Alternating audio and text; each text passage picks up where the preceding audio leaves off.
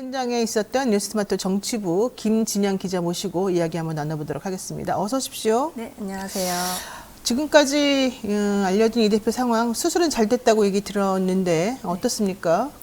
네, 어제 피습 현장에서 부산대병원으로 옮겨진 이재명 대표는요, 응급조치를 받은 이후에 헬기를 통해서 서울에 있는 서울대병원으로 옮겨졌습니다. 이후 약 2시간가량 수술을 받았는데요, 혈전 제거를 포함한 혈관 재건 수술로 알려져 있습니다.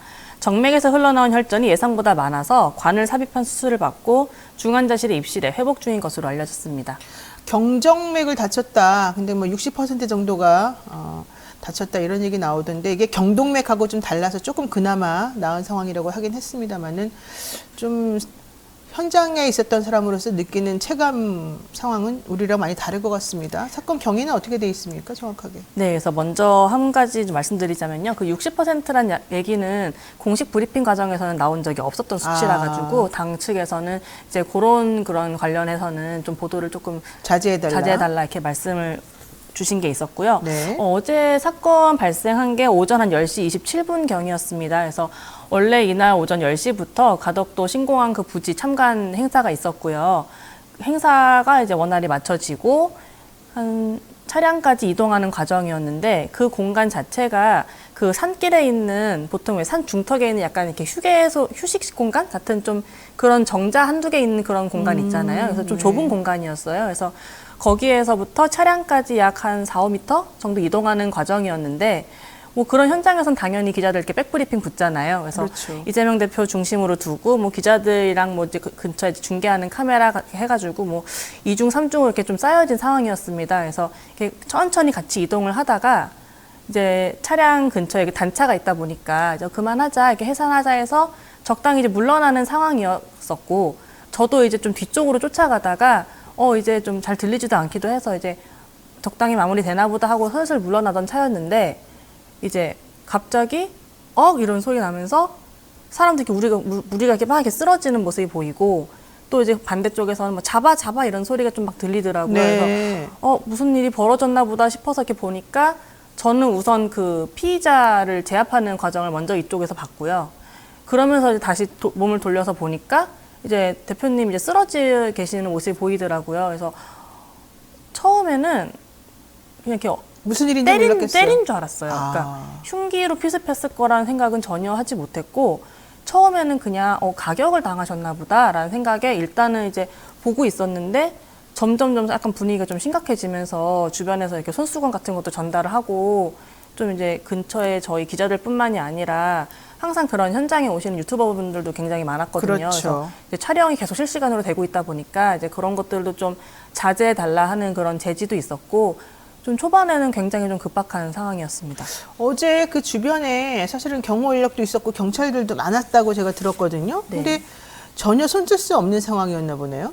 일단은 경찰 측에서는 현장에 사복경찰을 한 40여 명 정도 배치를 했다고 공식적으로 발표를 했어요. 그래서 이제 근처에 봤을 때 주차장에도 저희랑 지도부가 타고 온 버스 뭐 있었고요. 뭐 주차된 일부 차량들도 몇 개 있었고 경찰차들도 배치돼 있고 했었는데 이제 그 기자들이 이렇게 빽빽하게 둘러싸고 있잖아요. 그래서 그때는 이렇게 막 끼어 들어올 틈이 없다가 살짝 이렇게 벌어지는 과정에서 들어왔던 것 같아요. 앞쪽에서. 그러면서 이제 언제 또 그분 행색이 그냥 이렇게 전형적인 지지자로 보였어요. 그 사진에서 많이 보도됐다시피 네. 내가 이재명이다라는 그 문구가 쓰여진 파란 왕관을 쓰고 계셨고 이렇게 뭐 손에 저는 그 문구를 구체적으로 보지 못했는데 봤던 사람들에 따르면 뭐 총선 200석 뭐 이런 게 문구가 쓰여 있는 A4 용지도 들고 계셨다라고 하더라고요. 그래서 그냥 여기 오늘도 대표님 보러 오신 분 중에 한 분인가 보다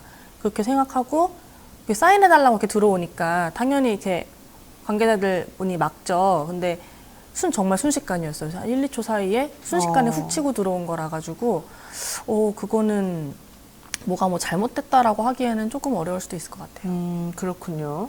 네, 이게 경찰에서 뭐 얘기 나온 거이기도 한 것 같습니다만 이제 보도에 따르면 피의자가 강성 지지자다, 뭐 민주당 당적을 가지고 있었다 이런 얘기도 나왔는데 또 한편으로는 국민의힘에 가입했었다 이런 말도 또 본인이 했다는 거예요. 그러니까 왔다 갔다 본인의 진술이 국민의힘도 가입했다가 민주당도 가입했다가 이런 건지 아니면 일부러 지금 헷갈리게 하려는 건지 정확히 모르겠습니다만 실질적으로 이 사람의 성향이나 이런 것들이 뭔지를 정확히 모르는 상황이더라고요. 어제 현장에서 그래도 이재명 대표 쫓아다니는 사람이라면 지지자일 가능성이 더 많았었을 것 같긴 한데 그 규모 같은 것도 좀 있고 그랬을 것 같긴 하거든요. 어떻습니까? 그 당시에는 전혀 이상함을 못 느꼈을 것 같긴 한데. 그러니까 사건이 벌어지기 전까지는 전혀 상상을 할 수 없는 상황이었습니다. 그래서 저희가 행사 진행 시간보다 한 30분 정도 일찍 도착을 했거든요. 네. 근데 그때 이미 유튜버 분들 포함해가지고 지지자분들이 꽤 많이 와 계셨어요. 그래서 뭐 뿐만이 아니라 이제 부산시 쪽에 있는 뭐 민주당 관계자분들, 뭐 시당 관계자분들도 막 나와 계셨고, 그래서 굉장히 여러분들이 많이 계셨어요. 그래서 그런 분들 가운데서 그런 눈에 띄는 왕관을 쓰고 계셨으니 저도 이제 행사 시작되기 전에 이렇게 오가는 사람들 중에 한 분으로 보긴 했었거든요. 그 왕관 쓰고 계신 분을. 그래서 굉장히 독특한 왕관을 쓰고 계신다. 그냥 그 정도까지 생각을 했지. 저 사람이 나중에 이런 범행을 저지르겠거나 뭐 이렇게 수상한 행동으로 막 움직이고 있구나 이런 생각은 전혀 하지 못했습니다. 그랬군요. 자, 어쨌든 뭐 그 사람의 정치 성향이 뭔지는 잘 모르겠습니다만 왜 이런 범행을 저질렀는지에 대해서는 정확하게 아직까지 나온 게 없는 것 같고 다만 이재명 대표를 죽일 생각이었다. 뭐 이런 말은 본인이 이제 한 것으로 나오고 있습니다. 어제 그런 사고가 일어나니까 2006년도에 박근혜 당시 한나라당 대표를 향한 그 커터칼 피습 사건이 있었고요. 그때 얼굴에 한 11cm 정도 이렇게 상처가 있었던 걸로 기억을 하는데 그때도 매우 위험한 상황이었었고 송영길 전 민주당 대표도 2년 전에 신촌에서 역시 장돌이, 망치 뭐 이걸로 3번이나 머리를 가격당한 일이 있지 않았습니까? 정치인들 무서워서 어떻게 정치하겠나 뭐 이런 얘기도 나오는데 이런 사건이 계속해서 발생하는 이유는 뭘까요? 네, 그래서 말씀하신 두 가지 사건 이외에도 굉장히 많은 사건들이 다 이렇게 지지자인 척 다가오다가 순간적으로 이렇게 공격을 하는 그런 형태의 그런 습격 사건이 굉장히 많이 일어났었더라고요. 저도 찾아보니까. 네. 근데 뭐 그거는 아무리 경호원이 좀 제지를 한다고 하더라도 네. 이렇게 거의 뭐 1m도 안 되는 거리에서 벌어지는 일은 조금 예상하기 어려울 것 같은데요. 어제 홍준표 대구시장께서 그 페이스북에다가 이제 이런 글을 남기셨어요. 그래서 어제 그 사건을 이제 말씀하시면서 증오의 정치 시대가 열렸다라고 하면 이렇게 말씀하셨더라고요. 그래서 총선을 앞두고 진영 대결이 시작되는 이 시점에 이런 사건이 발생한 것은 나라의 앞날을 어둡게 하는 신호탄 같다. 또 이전에 그 박근혜 전 당시 당대표 그 피습 사건도 언급하시면서 증오의 정치, 독점의 정치, 극단적인 진영 대결의 정치가 낳은 비극이다. 이런 식으로 좀 논평 비슷하게 쓰셨는데 방금 주신 질문은 이 홍 시장님의 이 말씀으로 좀 가름하는 걸로 하겠습니다. 네, 지금 보니까 공교롭게도 당 대표들에 대한 이런 피습 사건이 계속해서 일어나는 겁니다. 2006년도 때 박근혜 당시 대표도 한나라당 대표였었고 송영길 대표에 대한 피습도 역시 그때 당시 민주당 대표였었거든요. 이번에 민주당 대표인 이재명 대표에 대한 피습 마찬가지로 대표에 대한 일이 벌어지고 있는데 이게 다 야당 대표들이라는 게 또 공교롭습니다. 자, 어쨌든 이 피의자에 대해서 알려진 상황이 지금 있습니까? 충청남도에서 공인중개사를 오랫동안 해왔던 사람이다. 근데 형편이 좀 좋지 않았던 것 같다. 뭐 이런 얘기도 나오고 성실한 사람이었다. 이런 얘기도 나오던데요. 네, 그래서 아직까지 피의자에 대해서 뭐 구체적으로 알려진 거는 말씀하신 대로 뭐 1957년생 60대 남성이다. 충남 아산 지역에서 공인중개사 사무소를 운영하고 있었다. 뭐 이 정도까지밖에 나오지 않고 있고요. 뭐 또 아까도 말씀하셨다시피 뭐 민주당원이었다, 뭐 국민의힘 당원이었다, 뭐 이런 얘기도 좀 나오고 있어서 경찰은 이 부분을 좀 정확하게 파악하기 위해서 양 당 모두에게 그 당적 확인을 요청했다고 하고 있습니다. 네. 그리고 이제 뭐 이 피의자 김 씨가 초반에는 그 부산 강서경찰서에 있다가 네. 이후에 특수수사본부가 차려진 부산경찰청으로 이송이 됐는데요. 그 과정에서도 뭐 기자들이 좀 여러 가지 질문을 했는데 그때는 좀 침묵으로 일관을 했다고 하고 있습니다. 그러니까 처음에 이제 침묵으로 대답 잘 안 하다가 또 일부 본인에 대한 얘기는 좀 하기도 하고 이랬다는 얘기 나오는데요. 정치권이나 이 국회의원들 좀 뭔가 얘기가 있었을 것 같아요. 예. 네, 그래서 어제 피습 사건 이후로 대통령실을 포함한 정치권 여야 모두에서 일제히 이번 사건은 그 있어서는 안 될 폭력 행위라고 규탄하는 목소리를 냈습니다. 대통령실에서는 일어나서 안 될 일이 벌어졌다는 윤석열 대통령의 우려가 전해졌고요. 어제 그 대전에서는 한동훈 국민의힘 비대위원장이 신년 인사회 행사를 가졌는데요. 그 행사 진행에 앞서서 기자들과 만나서 그 역시도 절대로 있어서는 안 되는 일이 생겼다 이렇게 말하면서 수사 당국이 엄정하고 신속하게 수사의 전말을 밝히고 책임 있는 사람에게 책임을 물어야 한다라고 언급하기도 했습니다. 그 밖에 앞서 제가 말씀드렸던 홍준표 대구시장이라든지 이준석 전 국민의힘 대표도 각자 자기 페이스북을 통해서 좀 빠른 쾌유를 기원한다, 있어서는 안 될 일이다 이런 우려를 같이 전달했고요. 민주당에서는 일단은 어제 예정된 행사를 포함해서 모든 일정이 좀 취소가 됐습니다. 그래서 어제 원래는 그 부산 행사를 마친 이후에 그 문재인 전 대통령이 계시는 그 평산마을을 방문할 예정이었거든요. 그랬죠.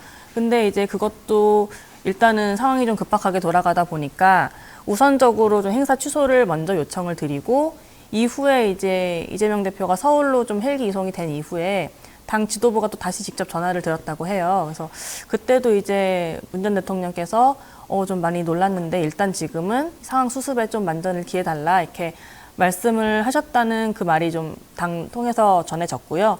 이후에 오후쯤에 문 전 대통령도 이제 페이스북에다가 메시지를 적으셨는데 그때도 이제 새 인사를 기다리던 중에 이재명 대표가 필습됐다는 충격적인 소식을 접했다. 너무 놀랍고 걱정스러워서 새해 손님을 맞이한 내내 무거운 마음이었다. 또 이번 사건이 용서받지 못할 테러 행위다. 철저히 조사해 엄벌하는 것은 물론 재발 방지를 위한 대책도 마련되길 기대한다. 이런 메시지를 적으셨습니다. 네, 상황이 이렇다 보니까 배후가 도대체 뭐냐, 동기가 뭐냐 정확하게 좀 분석해야 된다 이런 얘기도 많이 나오는데요. 그 내용에 대해서 아직까지 밝혀진 게 없기 때문에 좀 더 차분히 진행해보면서 상황을 좀 지켜봐야 될 것 같습니다. 네, 김진양 기자 오늘 수고 많으셨습니다. 네, 감사합니다. 네, 이어서 계속해서 민주당 내부의 목소리도 들어보도록 하겠습니다. 민주당 최민석 청년 대변인 전화로 연결이 되어 있습니다. 네, 여보세요? 네, 안녕하세요. 최민석입니다. 네, 안녕하십니까. 어제 이재명 대표 이 피습 사건으로 해서 모두들 너무 깜짝 놀랐을 것 같은데 당내 분위기는 현재 어떻습니까? 네, 피습 당시에는 전혀 예상치 못했던 일이기 때문에 다들 혼란스럽고 당황스럽고 또 걱정도 많이 되는 상황이었는데요. 네. 어제 최고위원회 여러 차례 비공개로 진행하고 또 정청래 최고위원님과 홍익표 원내대표님 중심으로 대응 방향이나 당무 일정 이런 것들 논의를 다 했습니다. 그래서 이제는 어느 정도 수습이 된 상황이고요. 이제 남은 건 대표님의 쾌유를 바라는 일밖에 없는 것 같습니다. 그래서 현재 네. 당내 분위기는 차분하지만 그래도 우려스러운 마음으로 상황을 지켜보고 있습니다. 오늘 10시 30분에 의원총회, 임시 비상총회 연다라고 어제 홍익표 원내대표가 얘기를 하고 있는데요. 여기 모여가지고 어떤 종류의 얘기가 나올까요, 그러면? 일단 현장에 계시지 않았던 의원님들이 대부분이셨기 때문에 현장 상황이 어땠는지 또 어떤 조치가 이후에 이루어졌는지에 대해서 홍익표 원내대표께서 의원님들께 설명을 드릴 것 같고요. 네. 향후 앞으로 기자분들이나 언론 또는 SNS를 할 때 어떤 방향으로 해야 될지 또 어떤 부분은 조심을 해야 할지 이런 것들을 좀 말씀드리고 또 의원님들의 고견도 구하고 앞으로 있을 당무 같은 것도 어떤 식으로 진행할지 그런 걸 논의하는 자리가 되지 않을까 싶습니다. 네, 어제 이제 사고 소식 이 피습 사건 얘기가 나온 이후에 발빠르게 각 당에서는 패널들이나 방송하는 사람들 자극적인 단어 사용하지 말고 객관적으로 상황에 대해서 조심스럽게 접근해달라 이런 당부가 있었던 걸로 알려져 있는데 아무래도 오늘 의원총에서도 그런 얘기가 좀 나올 것 같긴 하네요. 자, 사건이 있은 후에 보도된 사진하고 영상을 보니까 이 피의자가 그 전에도 이 대표를 쫓아다니던 그런 동선이 좀 확인이 됐다. 이제 이런 얘기가 나오거든요. 혹시 추가적으로 알려진 내용이 있습니까? 저희가 수사기관은 아니다 보니까 그러나 좀 알 수 있는 부분에 제한되긴 합니다. 그러나 네. 이제 현재 인터넷이나 SNS 같은 데서 돌아다니는 신상 정보들이나 소위 이야기하는 찌라시 같은 것들도 많은 상황이라서 저희가 추가적으로 그런 것들로 팩트 체크가 되지 않은 사실들이기 때문에 그런 것들을 고지급대로 믿기는 좀 힘들 것 같고요. 경찰에서 수사를 지금 특수본까지 꾸려서 하고 있으니까 저희도 경찰 조사에 협조할 게 있으면 협조하면서 좀 더 드러나는 것들을 확실해질 때쯤 좀 언론이나 이런 데 말씀드릴 수 있을 것 같습니다. 네. 인터넷의 댓글 같은 걸 보게 되면 이 대표의 쾌유를 비는 그런 댓글들도 상당히 많습니다만 또 일부 몰지각한 사람들이 자작극 아니냐 이러면서 허위 사실을 유포하거나 악의적인 댓글을 다는 사람들도 있었습니다. 어제 한동훈 비대위원장이 그 대전에서 이 대표의 피습 사건에 대해서 언급을 하니까 어떤 여성 지지자인가요? 국민의힘 쪽 사람으로 보이는데 어쨌든 그분이 쇼다 뭐 이러면서 또 좀 장내가 시끄럽기도 했었습니다. 이런 상황에 대해서 당 차원에서 대응을 하거나 이럴 계획은 없는 건가요? 네, 뭐 일단 여러 가지 댓글로 뭐 자작극 뭐 또는 뭐 나무젓가락으로 찔렀네 이런 좀 낭설들이 돌아다니고 있습니다. 네. 아직까지 당에서 그런 댓글들이 올라오고 또 자작극이라고 이야기하는 악플들을 다 인지하고 있고 또 모니터링하고 있습니다. 그런데 당장 이분들에 대해서 어떤 뭐 법적 조치라거나 이런 것들은 따로 논의된 게 없고요. 다만 개인적으로 좀 생각을 해보기엔 물론 한동훈 국민의힘 비대위원장께서 쾌유도 빌어주셨고 정치권이 한 목소리로 이재명 대표에 대한 쾌유를 빌어주셨지만 조금 더 기대를 하자면 그 국민의힘 대전시당에서 열린 신년인사였나요? 뭐 거기서 나왔던 뭐 쇼다 이런 외침이 나왔던 것 같은데 네. 그런 것들도 조금 자제시켜 주시고 이재명 대표가 싸울 땐 싸우더라도 지금은 정치 성향을 떠나서 사람 한 명의 목숨이 왔다 갔다 했던 총각을 다퉜던 상황이기 때문에 이 부분에 있어서는 뭐 물론 당연히 그럴 거라고 생각하지만 국민의힘이나 다른 야당이나 대통령실이나 좀 마음을 모아주실 거라고 생각합니다. 그래서 좀 네티즌 분들께서도 이재명 대표의 쾌유에 마음을 모아주시고 그런 낭설이나 허위 사실 같은 것들은 더 이상 퍼뜨려주지 않으셨으면 좋겠습니다. 네, 어제 민주당에서는 총선을 준비하고 있었던 예비 후보들도 모두 일단 일정을 멈추고 이 대표의 쾌유를 비는 그런 마음을 가지기로 했다고 하는데요. 일단 활동을 좀 다 멈추고 이 선거 관련해가지고 좀 자중하는 분위기가 지금 형성된 거죠? 네, 뭐 대표께서 쓰러지셨으니까요. 당연히 그거는 예비 후보님들께서도 되게 상황이 심각하다는 걸 인지하고 계실 것이고 또 그거를 행동으로 옮기신 거라고 생각을 합니다. 다만 저희가 뭐 언론에도 알려졌듯이 뭐 활동을 일체 금하라라고 얘기한 적은 없고요. 공문을 통해서 일단 뭐 진행해야 되는 건 진행을 하되 차분한 분위기에서 했으면 좋겠다라고 사무총장님 명의로 공문이 발송이 됐을 겁니다. 네. 저희가 최고위원회에서도 죄송합니다. 결정된 사항이 당무는 차질 없이 그대로 이어가겠다 이런 것들이기 때문에 아마 예비 후보분들이나 아니면 뭐 현재 출마 준비하시는 분들 모두 좀 차분한 분위기 속에서 행사를 진행한다면 크게 무리는 없을 거라고 판단을 하고 있고요. 또 저희가 그대로 쭉 하던 일을 차질 없이 이어나가는 게 대표께서도 원하는 거라고 생각을 합니다. 네, 네, 최민석 대변인과 지금까지 말씀 나눠봤습니다. 고맙습니다. 네 감사합니다. 최진봉 교수 모시겠습니다. 어서 오십시오. 안녕하십니까.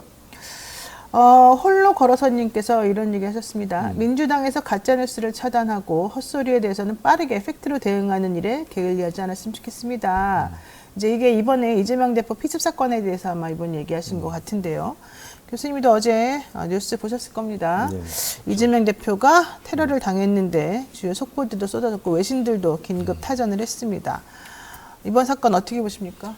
뭐 일단 이런 일어나지 말아야 될 일이 일어났고 테러를 감행했을 뿐만 이 사람이 아주 계획적으로 이재명 대표를 살해할 목적을 가지고 했다고 본인이 진술했다는 네. 말입니까? 저는 살인 미수로 엄벌을 쳐야 한다고 생각을 하고요. 그리고 이게 언론들도 그렇게 보도, 외신들도 그렇게 보도를 하고 있어요. 이게 정치 혐오 또는 정치적인 극단적 대립, 이게 어떤 자양분이 됐을 가능성이 있다. 이렇게 어떤 사람이 극단적인 행동을 했을 때 이 사람이 물론 개인적으로 잘못된 부분이 있죠, 분명히. 그런데 네. 대통령이라는 분이나 아니면 여당의 지도자라고 하는 사람들이 이재명 대표에 대해서 하는 행동이나 말을 보면 악마하고 또는 어제 뭐 그 신년사에도 그런 얘기가 나왔어요. 대통령 신년사에 뭐라 그랬습니까? 야당의 정치인들에 대해서 이념, 패거리, 카르텔 네. 이런 표현을 썼어요. 이게 대통령으로 쓸 수 있는 말인지 모르겠습니다. 이런 말들이 계속 난무를 하고 한동훈 비대위원장은 야당을 그냥 적으로 규정하고 계속 공격하고 이런 일들이 계속되다 보니까 이 그 보수를 지지하거나 아니면 국민의힘을 지지하는 사람이나 대통령을 지지하는 사람들 입장에서는 분노가 더 커지지 않겠어요? 그렇죠. 그러니까 직접적으로 이 사람들이 연관이 없다 하더라도 이런 극단적인 표현이나 아니면 야당에 대한 공격이나 야당을 악마화하거나 적으로 규정하거나 이런 말들이 결국은 이런 어떤 특정한 사람들 분노를 참지 못하고 뭔가 폭력을 행사하거나 아니면 위해를 가하는 사람들의 어떤 분노를 더 키우는 자양분 역할을 하는 건 분명해 보여요. 네. 저는 이런 대결 구도, 이런 그 지금의 여당의 야당을 향한 공격, 무차별적인 공격 이런 부분들이 결국은 이런 일까지 만들어낸 요소가 되지 않는다는 생각이 들어서 대통령이나 아니면 한동훈 비대위원장이나 비판을 할 수 있다고 봐요. 뭐 서로 비판할 수 있잖아요. 그러나 한 사람에 대해서 그 사람이 마치 범죄인인 것처럼 범죄자인 것처럼 특정되지도 않았는데 증거도 명확하지 않은 상태에서 그런 얘기를 하는 것도 문제고요. 야당의 정치인들에 대해서 카르텔이니 아니면 패거리니 이런 표현을 대통령이 쓴다는 것도 말이 안 맞잖아요.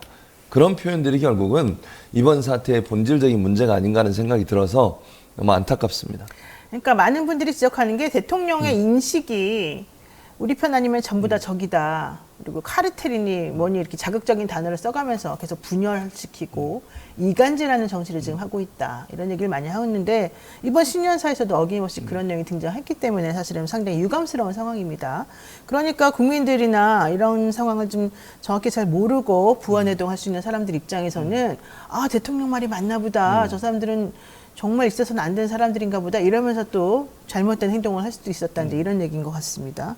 어제 CNN, 영국 가디언, 그리고 BBC, 니온게이자 신문 영문판 이런 모든 곳에서 지금 대통령에 대한 얘기도 뭐 잠깐 언급이 있었습니다만 야당 대표에 대한 이런 피습이라고 하는 이 상황이 끔찍하다 이런 그렇죠. 얘기를 지금 다 하고 있거든요. 네.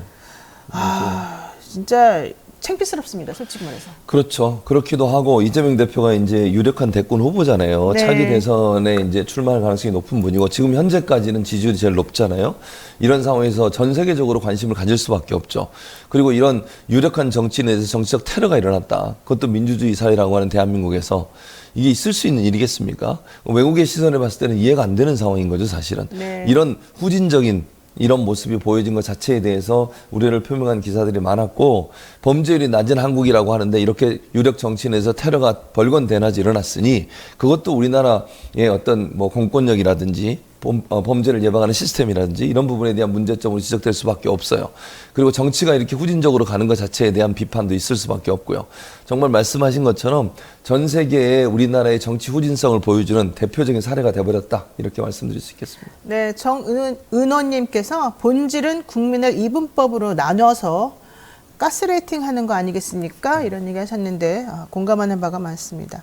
어제 그리고 또 보도를 보니까 사실 그 장면에 대한 영상이 저는 좀 되게 섬뜩했었습니다. 물론 아마 이제 그 당시에 촬영한 것이 유튜버 채널이어서 뭐 그럴 수도 있겠습니다만은 어쨌든 그걸 내보내는 방송국 입장에서는 이 시청자들의 상황을 조금 고려를 했어야 되는 게 아닌가 생각이 좀 드는데요. 네. 이재명 대표가 쓰러져 있는 장면이 너무 자세하게 나온 거예요. 그래서 맞아요. 설명도 마찬가지였고 이런 부분에 대해서는 좀 언론 종사자로서 한마디 해주시죠. 아니 이거는 네. 자기들이 만든 가이드라인도 위반한 거예요. 아 그래요? 네, 본인들이 이렇게 이제 범죄행위나 아니면 어떤 사건이 터졌을 때 이렇게 불쾌감을 주거나 아니면 너무 적나라하게 표현되는 뭐 이렇게 혈흔이 막 나오거나 이런 부분들은 원래 모자이크 처리를 해야 되고요. 절대 내보내면 안 되는 거예요. 본인도 알아요. 앵커의 제가 그걸 그대로 보도했던 언론사의 앵커의 멘트를 보세요. 네. 뭐라고 돼 있는 줄 아세요? 영상이 들어왔네요. 다시 한번 말씀드립니다. 저희가 긴급하게 보도를 보여드리기 때문에 모자이크 하지 못했는데 마음이 약하신 분들은 보지 않는 게 좋을 것 같아요. 이런 멘트를 하면서 왜 그걸 보여주냐고요. 아니 이 장면을 안 보여주면 설명이 안 되는 겁니까? 아니 이재명 대표가 피습을 당했고 테러를 당했고 테러를 당해서 어느 부위가 지금 상처를 입었고 지금 조치가 어떻게 이루어지고 있다 하면 되죠. 이걸 반드시 모자이크 처리할 시간이 없으니까 그걸 그대로 내보내요? 이게 핑계가 될 수가 없어요. 분명히 가이드라인에 보면 이런 사건, 사고가 터지거나 아니면 어떤 사건이 터졌을 때 정말 뭐 유혈이 낭자하거나 아니면 피해가 너무 적나라하게 보여지는 부분은 보여주면 안 되게 돼 있어요. 네. 자체적으로 방송국들이 가이드라인 만들고 기자협회나 이런 데도 가이드라인 다 있습니다. 이런 보도에 대해서. 그렇죠. 근데 그거를 정면으로 위반하는 행동을 그러면서 다시 한번 시청자 여러분께 양해를 부탁드린대요. 그러면서 계속 보여줘요. 아니 그 당시에 그 끔찍한 장면을 반드시 봐야 될 이유가 있냐고요. 제가 물어보고 싶어요. 네. 대체 방송국에서는 무슨 이유와 어떤 연유에서 이걸 반드시 보여줘야 되냐고요. 모자이크 처리하는데 시간이 그렇게 오래 걸려. 그러면 안 보여주면 되잖아. 아니 그걸 왜 당장 보여줘야 되는 거죠 대체? 네. 저는 이런 자세 자체가 잘못됐다는 거예요. 본인들도 그게 잘못된 걸 알기 때문에 양해를 구한다, 좀 이해해달라 이런 얘기를 하면서 계속 그걸 내보내는 거잖아요. 네. 이게 얼마나 웃기는 현상입니까? 잘못된 걸 인지하고 있음에도 불구하고 또 본인들이 만드는 가이드라인, 보도 가이드라인에도 위반된다는 걸 알면서도 핑계를 대면서 그걸 계속 보여줬다. 이 자체가 얼마나 이율배반적인 행동이냐고요. 네. 앵커의 말은 이렇습니다. 저희가 긴급하게 보도를 보여드리기 때문에 모자이크를 하지 못했습니다. 마음 약한 분들은 보지 않는 게 좋을 것 같습니다. 현장에 있는 영상들이 충격적일 수 있는데 일단 우선 알 권리를 위해서 보도를 해드리고 난 뒤에 모자이크 처리하고 조금씩 정리해서 영상을 보내드리도록 하겠습니다. 이렇게 말했는데 사실 먼저 보도를 해준 다음에 모자이크 처리하면 무슨 소용이 있냐. 그러니까요. 그리고 국민의 알 권리와 이걸 예를 들면 정말 사람들이 볼 때 끔찍하다고 느껴지는 장면이 그대로 나오는 게 국민의 알 권리와 무슨 연관이 있습니까? 네네. 사건의 본질은 뭐예요? 그냥 이재명 대표가 피습을 당했고 상처를 입은 거예요. 그렇죠. 그리고 지금 수습에 들어간 거고 그 얘기만 전달하면 돼요. 그걸 반드시 그렇게 급박하게 그렇게 끔찍한 장면이 보여져야 될 이유가 있는 겁니까 대체? 이게 국민의 알 권리를 방해하는 행동입니까? 모자이크 처리하는데 시간이 걸려서 늦게 보여주는 게? 그건 아니잖아요. 네. 이걸 핑계라고 얘기하는 것도 너무 웃긴다고 생각해요 저는. 네. 어쨌든 김대호님께서 선정성 문제는 부수적인 문제 아닌가요? 이런 질문도 하셨습니다만은 일단 뭐 그런 장면을 여과 없이 보내드리는 것은 좀 잘못되었다. 이제 고회의까지 하고요. 이제 중요한 거는 본질적인 접근인 것 같습니다. 네. 이제 정치권에서는 여야 할 것 없이 이 대표의 쾌유를 빚는 모습을 보여주곤 했습니다. 앞으로 이낙연 대표라든가 뭐 민주당의 원칙과 상식 멤버들이라든가 이런 분들이 이재명 대표를 그동안 계속 집요하게 공격을 많이 해왔는데 어제 피습으로 인해서 사실은 조금 일단은 좀 속도가 좀 느려질 것 같고 그다음에 그 강도도 좀 약해지지 않을까 생각이 들거든요. 앞으로 전국에 미치는 영향이 있을 것 같은데 어떻게 일단 보십니까? 뭐 지금 말씀하신 정치 일정들이 많은 부분 차질이 일어날 수밖에 없죠. 오늘 이제 당장 그 청와대 예전에 청와대 영빈관에서 그렇죠. 대통령이 신년 뭐 인사회를 한대요. 네. 거기 이제 민주당은 참석하지 않기로 했고요. 정의당도 참석을 안 하기로 왜냐하면 했습니다. 특검법을 통과시킨 예, 예. 이후에 대통령실에서의 그 거부권 행사 논란 네, 때문에 맞습니다. 그렇죠. 그리고 이제 여러 가지 국회 일정들도 지금 이재명 대표가 피습을 당해서 치료를 받고 있는 상황이기 때문에 딜레이 될 수밖에 없고 말씀하신 이낙연 신당이나 뭐 원칙과 상식인가요? 그분들 비명계들도 당분간은 목소리를 좀 내지 않을 것 같아요. 그 이제 지금 현재 상황에서 목소리를 냈을 때 본인들한테 돌아올 엄청난 비난, 비판 이런 부분들이 좀 걱정이 됐겠죠. 그렇죠. 그래서 당분간은 그런 얘기는 좀 나오지 않을 것 같은데 어느 정도 이재명 대표가 회복이 되는 과정이 되면 아마 그 얘기는 또 나올 것 같아요. 그건 잠시 뒤로 미루어지고 있는 것이지 그거 자체가 없어진다고 저는 보지 않거든요. 그래서 그런 부분들은 일정 부분 영향을 받을 수 있고요. 이게 이제 뭐 전국 전체에 어떤 영향을 미칠 거냐를 지금 상황에서 얘기하는 것은 좀 부적절해 보여요. 네. 좀 지켜봐야 된다고 생각을 하고요. 또 이재명 대표가 어쨌든 치료를 받고 있는데 이게 정치적으로 무슨 영향을 미칠 거냐, 여야에 누가 유리하냐 이런 얘기를 할 수 있는 상황은 저는 아니라고 보고요. 다만 정치적인 일정들은 많은 부분 차질이 일어날 수밖에 없고 민주당도 오늘 이제 비상의원총회를 열어서 향후 일정에 대해서 논의를 할 겁니다. 공청 과정도 진행이 돼야 되는데 지금 대표가 저렇게 이제 치료를 받고 있어서 어느 정도 속도 조절이 좀 필요한 상황이에요. 그러니까 여러 가지가 고민이 될 것 같고 의원들이 오늘 의원총회 열어서 어떤 방향으로 할지 또 누가 그러면 당분간 대행체제로 갈지 이런 부분도 좀 고민이 되지 않겠어요? 네. 원내대표도 있고 또 이제 최고위원회도 있으니까 조율이 잘 돼서 어떤 방향으로 갈지가 정해질 것 같은데 뭐 현재 상황으로서는 여러 정치 일정들이 차질을 빚을 수밖에 없는 상황이다 이렇게 말씀드릴 수 있을 것 같습니다. 네, 지금 이제 말씀하신 것처럼 언론들의 보도, 뭐 관행 혹은 행태 이런 것들에 대해서는 비난의 여지가 많이 있습니다만, 제가 이제 한마디로 말하면 언론도 역시 유체이탈 보도를 많이 하고 있다. 마치 본인들은 그러한 비판에서 벗어나 있는 것처럼 한쪽 옆에 서서 말하는 것 같지만 사실은 그런 문제, 언론이 보여주는 문제점들을 그대로 고스란히 보여주는 그런 상황들이 많이 연출이 되고 있거든요. 그 대표적인 예가 이성균 씨 사망에 관련된 맞아요. 내용이었습니다. 이번 사건을 두고 언론의 책임을 묻는 목소리가 정말 커지고 있는데 10월부터 석 달간 이성균 씨에 대해서 나온 기사만 3,000건이 넘습니다. 예전에 조국 전 장관 사건이 나왔었을 때는요, 정말 미친 듯이 보도를 하면서 하나부터 열까지 다 무슨 짜장면을 먹었네부터 진짜 시작해서 별별 얘기가 다 나왔었는데 범죄 혐의가 나오기도 전에 정말 그 사람과 그 가족들을 완전히 난도질을 했었단 말이죠. 하나부터 열까지. 이번에 이성균 씨에 대해서도 마찬가지 태도였던 것 같아요. 그러니까 하나도 달라진 게 없다는 거죠. 그래서 결과론적으로 그 사람이 극단적 선택을 하는 지경에까지 이제 이르게 된 거란 말이죠. 이런 상황들에 대해서는 어떻게 좀 해결 방법이 없습니까? 그러니까 1차적으로 저는 방심이 우리가 나중에 뒤에도 하겠지만요. 정치적인 심의를 하지 말고 이런 거나 심의를 하세요, 제발. 그렇죠. 아니, 방심위가 존재하는 이유가 뭡니까? 이런 잘못된 언론 관행들, 행태들, 이거 심의해서. 보도관행들. 그렇죠. 이거에 대한 책임을 물으라는 거 아닙니까? 그거 하라고 방심위가 있는 건데 정치적인 것만 해요. 윤석열 대통령 김건희 여사 관련된 보도한 거 가지고 김만배 신앙님 녹취록 가지고 그거 가지고 계속 문제를 삼고 그거 가지고 지금 징계를 하고 이러는 거 아닙니까? 그런 행동을 왜 하는 거예요, 대체? 아니 그러면 이런 거에 대해서는 왜 아무런 심의도 안 하고 있는 거예요? 물론 뭐 심의하겠다고 나중에 얘기하던데 네. 저는 이게 잘못됐다고 생각해요. 방심위의 원래 목적은요. 정치 심의는 최소화하고 이런 사회적으로 문제가 되는 논란이 되는 사안에 대해서 제대로 언론이 보도하지 않았을 때 거기에 대해서 문제를 제기하고 제재도 가하고 벌점도 줘서 다시는 이런 일이 벌어지지 않도록 해야 되는 거 아니겠습니까? 첫째, 이 방심위 문제라고 보여지고 두 번째는 언론과 수사 당국의 밀월 관계예요. 저는 이성균 씨에 대해서 이게 마약 검사했는데 다 음성 나왔잖아요. 네. 그리고 확인되지도 않았는데 이름이 공개가 되고 이성균 씨 이름이 공개가 돼서 공개 소환을 3번이나 했어요. 네.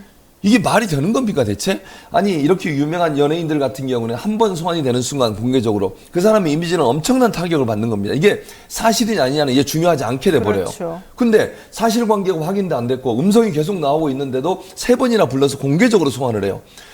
그러면요 국민들이 볼 때는 텔레비전에 나와서 경찰서가 조사받고 죄송합니다. 성실히 수사에 임하겠습니다. 이런 얘기 듣는 순간 그 사람을 이미 사회적으로 낙인이 찍히는 거예요. 그래서 이성균 씨 변호인 측에서 마지막 소환 조사할 때는 비공개를 해달라고 요청도 했다잖아요. 그렇죠. 그것도 안 들어줬어요. 네. 아니 범죄 혐의가 확인도 안 됐고 이 사람에서 양성이 나온 게 한 건도 없는데 그걸 계속 공개적으로 하면서 망신 주기를 하고 이 사람이 하는 모든 일이 다 스톱되게 만드는 거잖아요. 광고도 그렇죠. 영화도 그렇죠. 드라마도 그렇죠. 이게 한 사람을 완전히 몰락시키는 과정 아니겠습니까? 네. 그리고 수사 당국도 만약에 음성이 계속 나오면 이걸 무혐의 처리하든 혐의 없음 처리를 해야 되는 거잖아요.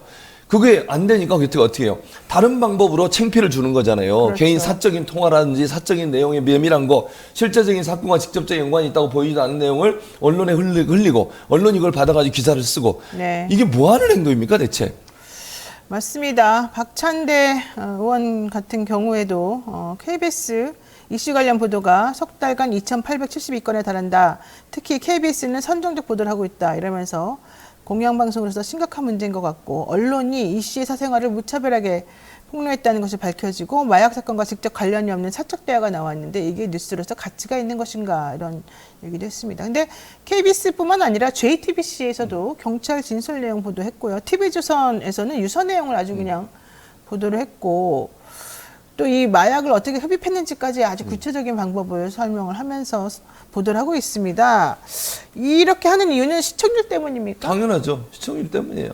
그러니까 첫 번째는 시청률이고 시청률은 돈이에요. 그러니까 돈과 연관돼 있는 거예요. 이게 모든 게 돈벌이 수단으로 이슈를 이용하거나 뉴스를 이용해 먹는 거죠. 이게 언론의 잘못된 행태 중에 하나거든요. 네. 돈을 벌기 위해서 클릭수를 늘려야 되잖아요. 인터넷상에서 보는 사람들 또 유튜브로 내보내면 그게 얼마나 많은 사람이 보고 구독을 하고 예를 들면 광고도 붙고 이런 것들. 이게 다 돈과 연관된 거예요. 네. 오로지 상업적이고 선정적인 내용들을 자꾸 내보내서 돈을 많이 벌겠다는 목적이 아니면 이런 행동을 할 수가 없는 거죠. 그리고 이게 반드시 필요한 거냐고요. 아까도 말씀을 드렸습니다만 실제적으로 사건의 본질을 파악하는 내용과 관계없는 내용들을 내보내거나 보도하는 것 자체가 문제인 거예요. 네. 그게 왜 나와야 되는 거죠, 보도가? 아니 그 사람이 만약에 문제가 있다면 문제가 본질이 되는 부분, 수사가 진행되는 부분에 대해서는 보도할 수 있겠죠. 그러나 확인되지 않은 내용 또는 사적인 대화까지 사건과 연관도 없는데 그걸 보도해요? 그거는 언론사 입장에서는요. 표현의 자유, 취재의 자유가 아니에요. 그거는 언론의 취재 윤리를 정면으로 위반하는 행동이에요. 그러면서 무슨 기자라고 얘기를 하면서 기사를 씁니까? 저는 자격도 없다고 생각하고요. 단독이라는 이름으로 이성규 씨 사생활을 파헤치고 또는 유서 내용을 보도해요. 유서 내용을 왜 보도하는 겁니까 대체? 그게 필요한 거예요 반드시? 네. 자, 이성균 씨 사망 보도를 보게 되면 우리 언론들이 자살 보도 권고까지 어기면서 장례식장까지 쫓아다니면서 자극적인 보도만 쏟아내고 있는 거 아닌가 이런 생각이 드는데요. CNN에서는 이 씨 변호사와 진행한 인터뷰를 내보내면서 경찰 수사가 과학적으로 이루어지는 게 아니라 협박범들의 그냥 말에 의존해서 이루어지더라. 이런 것에 이성균 씨가 매우 화가 많이 났더라. 이제 이런 얘기까지 하면서 그 구체적으로 본질적인 문제가 무엇인지 접근하려는 태도를 보였습니다. 그렇죠. 그런데 우리 언론에서는 그런 건 안 나오고 무슨 마담과 어떤 대화를 나눴느니 그렇지. 그 집을 지나들었니 말았느니 이런 얘기를 하면서 한 명을 조리돌림하고 정말 부끄럽게 만들었다. 이런 게 더 문제인 것 같습니다. 자, 요 얘기도 해보겠습니다. 류희림 방송위원장, 방송심의위원장이죠. 예. 민원사주 의혹과 관련해서 갈등이 이어지고 있는데요. 방심위와 여당에서는 고발한 사람들 혹은 내지는 이 진정내고 이 방심위에 민원 낸 사람들의 왜 개인정보가 유출이 되느냐 이제 이런 얘기인 것 같고 언론노조에서는 그런 지금 관행이나 이런 것들 류희림 방심위원장이 자기 지인들을 이용해서 민원을 사주한 이런 상황에 대해서 먼저 좀 확인을 해봐야 되는데 그런 얘기는 어디 가버리고 오로지 내부 고발자만 색출하려고 하는 이런 말도 안 되는 상황을 용서할 수 없다. 이제 이런 입장인 것 같습니다. 현재 그렇죠. 상황은 어떻게 되고 있습니까? 아니, 그러니까 지금 말씀하신 대로예요. 이게 논란이 됐던 게 MBC에서 뭘 보도했습니까? 유일인 방심위원장의 가족, 뭐 친지, 지인들 이런 사람들을 위해서 민원을 제기했고 그 제기된 민원을 가지고서 심의를 시작한 거잖아요. 그러면 네. 생각을 해보세요. 누군가 아는 사람한테 얘기를 해가지고 심의 올리세요. 뭐 예를 들면 이거 심의해달라고 요청하세요. 이래가지고 심의를 해요. 이건 말이 되는 겁니까 대체? 그러니까 일반 시민들이 문제가 있다고 생각해서 자발적으로 심의해달라고 요청하는 것은 그건 받아들일 수 있는 문제죠. 네. 그게 문제가 된다고 생각해서 누군가가 이걸 제보를 했어요. 그럼 공익제보 아닙니까? 그렇죠. 아니 잘못된 행동을 하고 있는 어떤 기관에 대해서 그 기관의 잘못된 부분들을 고발하는 사람을 찾아내서 그 사람을 처벌하겠다고 그래요.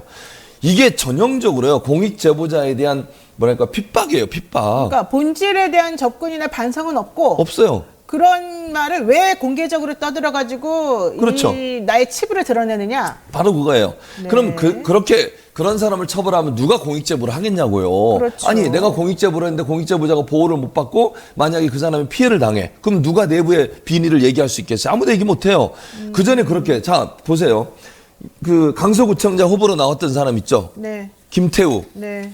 이분은 국민의힘에서 뭐라 그랬습니까? 공익제보자래요. 계속. 법원의 판결은요. 그 사람의 공익제보에서 인정을 안 했어요.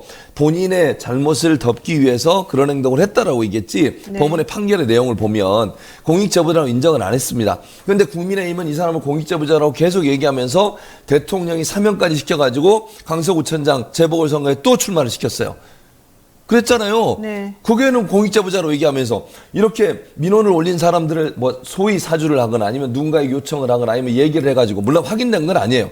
유일인 방심위원장이 명시적으로 그걸 했다라는 증거는 아직까지 없어요. 그러나 누가 봐도 이건 이상하잖아요. 가족이나 친지나 지인들 이런 사람들이 심의를 해달라고 요청하는 것이 과연 맞는 거냐. 그것도 본인이 심의를 하고 싶어하는 내용에 대해서 이렇게 한다는 것 자체가 문제라고 볼 수밖에 없는데 그 사람이 이런 일이 있었다는 걸 외부에 밝혀가지고 문제화하고 이슈화하는 것 자체를 못하게 막는다고 하면 공익제보의 원래 목적을 훼손하는 행동이고요.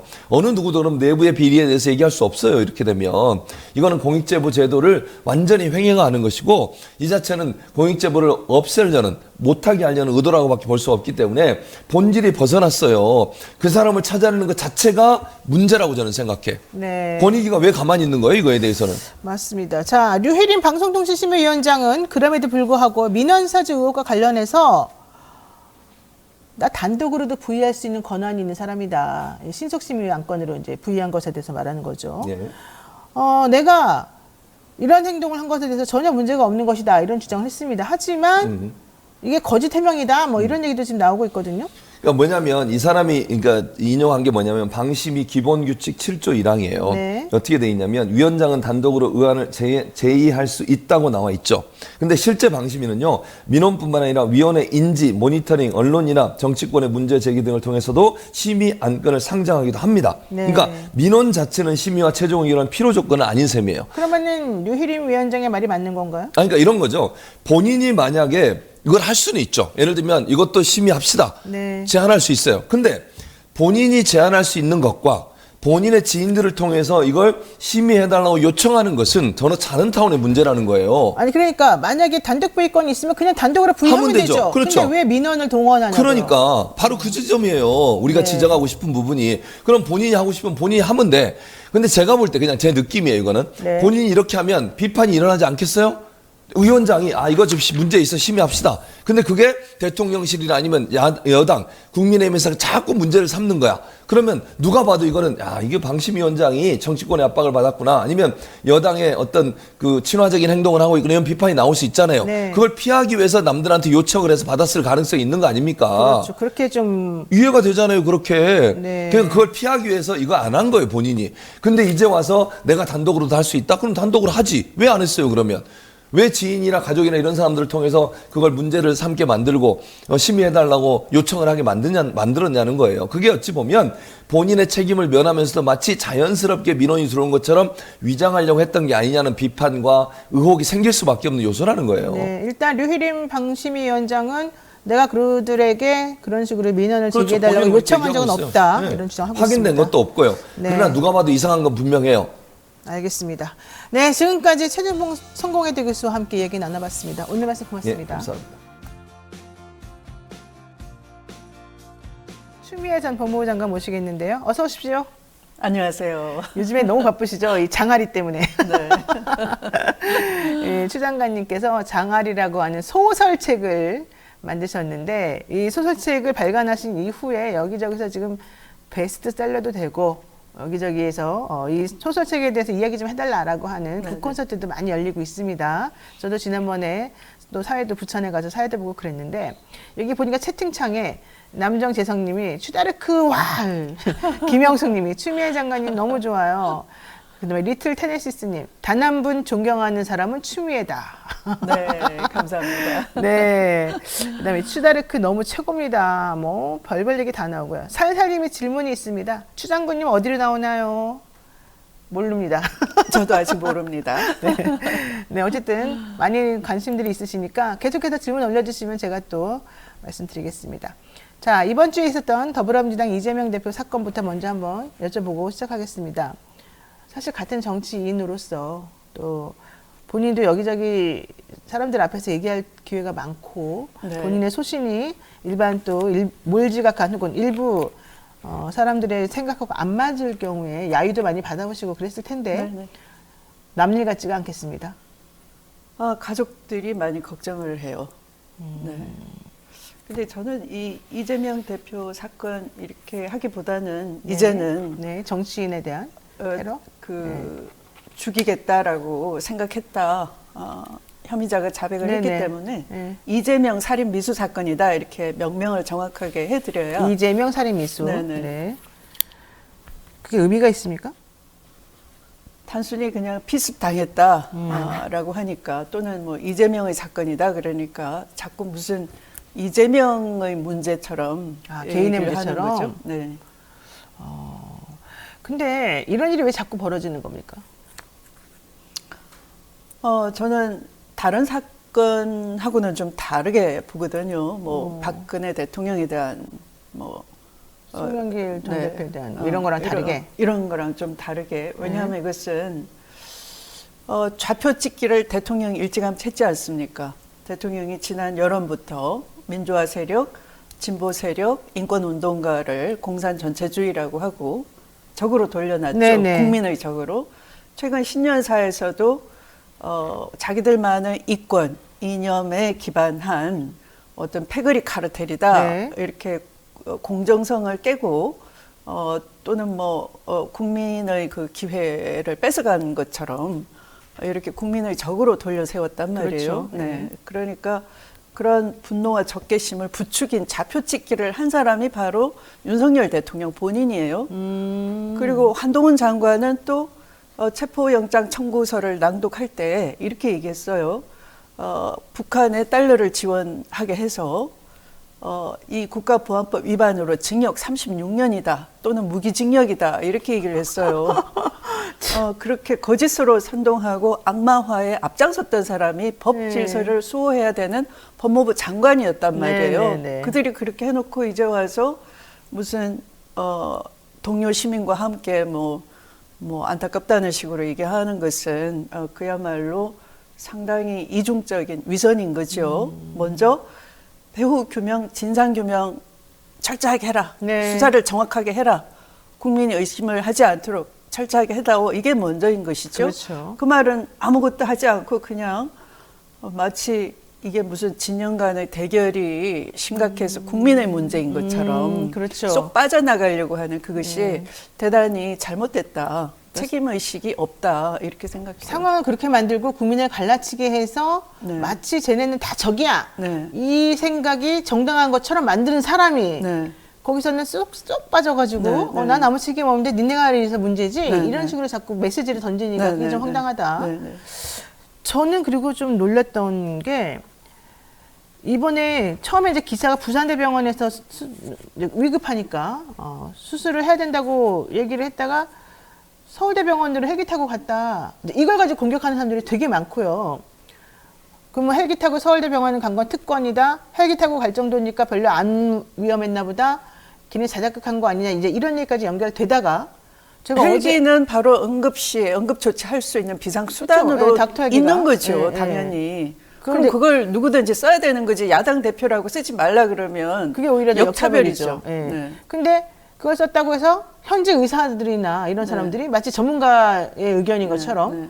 그거 특혜다. 그거 할 필요도 없었던 거다. 막 이렇게 나오고 기사가. 기생충 전문가가 이게 외상 그 응급수술이 필요한데 네. 자꾸 국민을 선동한 엉뚱한 의견 내면 안 되죠. 그러니까요. 게다가 더 제가 좀 놀랬던 거는 어제 오늘 계속 나온 뉴스 중에 하나가 부산대 병원 관계자들의 인터뷰를 자꾸 올리면서 이제 보수적인 언론에서 부산대 병원에서는 부산대 병원이 제일 이런 그 외상 치료를 잘하는 곳인데 왜 서울대로 옮겨달라 그랬냐. 첫 번째 이제 읽어보니까 그렇더라고요. 네. 그리고 우리는 가지 말라 그랬는데 네. 이 사람들이 괜히 서울로 올려달라 그래서 그냥 그럼 가라 이제 이렇게 했다는 거고 네. 우리가 제일 잘한다 우리는 해야 된다고 생각했다 이런 얘기까지 나오고요. 네. 또 하나는 급하지도 않고 위독하지도 않았는데 해달라 그래서 그냥 어쩔 수 없이 해줬다 이런 식으로 자꾸 나오는 거예요 기사가. 그러니까 네. 오히려 의사 선생님이 왜 그런 식의 정치적인 발언이나 연결해가지고 하는 거를 왜 자꾸 내보내는지 왜 그런 의견이 나오는지 이거 좀 의도적인 것 같다 이런 생각이 좀 들었거든요.